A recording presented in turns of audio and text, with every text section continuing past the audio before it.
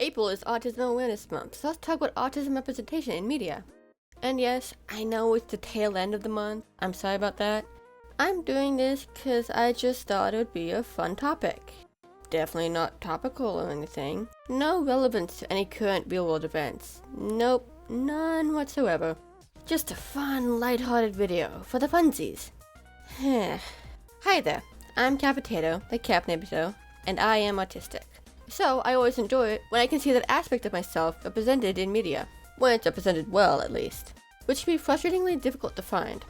The three most common types of canon autistic characters are childish characters that get infantilized and are ridiculed by the narrative, asshole characters whose struggles to pick up on social cues is used as justification to be a dick, or robots/aliens whose odd mannerisms and struggles to understand social norms are to show their disconnect from humanity. And I don't know, I'm just tired of the same one-dimensional portrayals of autism. Like, autism is a spectrum, where is the diversity? Also, for those who may not know, when I say that autism is a spectrum, I don't mean it on a scale of 1 to 10, how autistic are you way. I mean it in a sense that there are so many different ways autism can present itself in an individual, and everyone's experiences are different. It's a common saying in the community that if you've met one autistic person, you've met one autistic person. But often when people write characters who are intended to be autistic from the start, they treat autism like a checklist of traits that need to be included, instead of, treating the autistic character like they are just as complex as the neurotypical characters.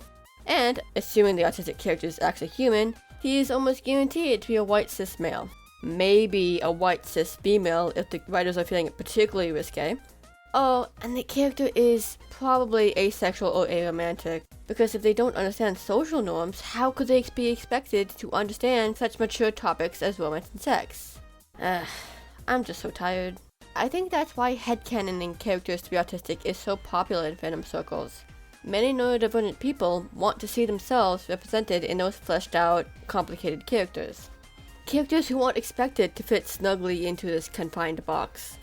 But I would still like to see more representations of autistic characters actually handled in canon material. And to be quite honest, the best place to find that is indie projects. Because indie creators aren't under as much pressure to make the characters widely marketable. And it gives creators the opportunity to be the change they want to see in the world. And here's where I segue into yapping about my own characters, because they are my hyperfixation and my tism demands it. Also, maybe hearing some of my thought process on how I plan on depicting autism through my characters might give you ideas on how you can do the same. Now, it's worth noting that none of my characters are neurotypical, because I'm not neurotypical and don't understand how neurotypical brains work. But the characters I specifically project my own autistic traits onto are the two characters I'm drawing here, Oriana and Raymond. They both have similarities, as they are both inspired by my own personal experiences, but I did make sure to give them a fair bit of differentiation. And because I'm drawing from my own personal experiences, both of them are low support needs. Now, that's not to say that I think those with high support needs are bad or that their stories aren't worth telling. Of course not. People with high support needs have intrinsic value because they are human. They are just as much people as anyone else. A person's ability to contribute to capitalism does not determine their worth. I'm just not including any high support needs characters because I don't feel equipped to tackle that with the respect and care it deserves.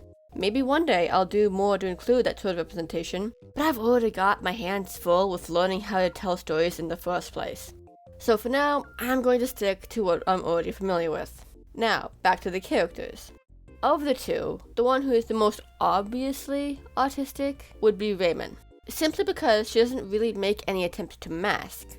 They just didn't have the pressure to learn how to, and I'm not sure they'd be able to mask effectively even if they did. The way her autism primarily presents itself is through her tone and body language. She is not very expressive and tends to have a very neutral face most of the time, which for them means having resting bitch face. They always look irritated, even when they aren't experiencing any strong emotions. She is also very blunt and tends to say what's on her mind without much filter or sugarcoating. These two traits can cause Raymond to come off as abrasive or unfeeling, but that is never their intention. They are actually highly empathetic towards people, but just isn't good at communicating that clearly. She also tends to be a very literal thinker, and will take things people will tell them at face value. This isn't because Raymond can't understand the concepts of lying or sarcasm. They just aren't likely to assume that's what the speaker is doing unless they have reason to. They are better able to pick up on sarcasm when they are familiar with the person using it and the context they tend to use it in. For instance, in the current draft of the story, Raymond is childhood friends with Nestor, and because of that familiarity, she can usually tell when he's being sarcastic. It helps that Nestor is naturally very expressive and tends to exaggerate himself more, so he's easier for Raymond to read. In general, Raymond is a very tactile person, which shows in the way they sim. Touching soft things, hugging, scratching, clenching and unclenching fists. She also has a tendency to pick up objects and fidget with them, which can often lead to her accidentally breaking them by bending them too much or absent-mindedly taking them apart, which is something that I personally do a lot. They can tolerate a fair bit of background noise, but sudden loud sounds, or especially high-pitched ones, can very quickly overwhelm them. Essentially, when you boil it down, Raymond really struggles with social interactions, but doesn't struggle as much with environmental sensory issues. That's not to say they don't have their sensory issues, but it's something that they have at least some degree of tolerance for. Oriana, on the other hand, is the opposite. Ori grew up in high society and thus felt the pressure to mask. Luckily for her, high society has etiquette rules to cover just about everything, so she actually managed quite well on this front, or at least best she could. The real struggles only started once she left that context and started interacting with the common people, who did not care about the social rules Oriana had spent her entire life learning. How very rude of them. But even though her specific language of social rules isn't exactly compatible with people outside of high society, and leads to a lot of frustration, it still does allow her to be at least halfway decent in social situations. Oriana is a master of being mildly rude and condescending while still masking it through a veneer of socially acceptable politeness. And I know I said before about how I didn't like when autistic characters are just assholes, but here's the thing. I don't like it when a story basically goes, they are assholes because autistic people don't understand social cues or have empathy, and then just leave it at that. But first of all, even if you do struggle with empathy, which many autistics do, empathy is not a mandatory component of compassion. Empathy is just the ability to identify and understand the emotions and needs of others. You can feel compassion and treat others with kindness even without fully understanding how they feel. But also, while autism can absolutely exacerbate negative or harmful traits, even when the person isn't being malicious, autism does not excuse those behaviors. There is no mental illness or disorder that can give you a green flag to be harmful to others, even if you aren't doing it intentionally. Autistic people are capable of doing harm, but they are also capable of growth. They just need patience and understanding. Oriana is a very flawed character, but that's honestly why I love her so much. She has a lot of room to grow. In terms of sensory issues, she struggles with them a lot more than Raymond does. She's a lot more prone to getting overwhelmed, but she's also been socialized to not express that, so she bottles it up until it reaches a breaking point. She's a picky eater, at least when it comes to texture. She loves intense flavors, though.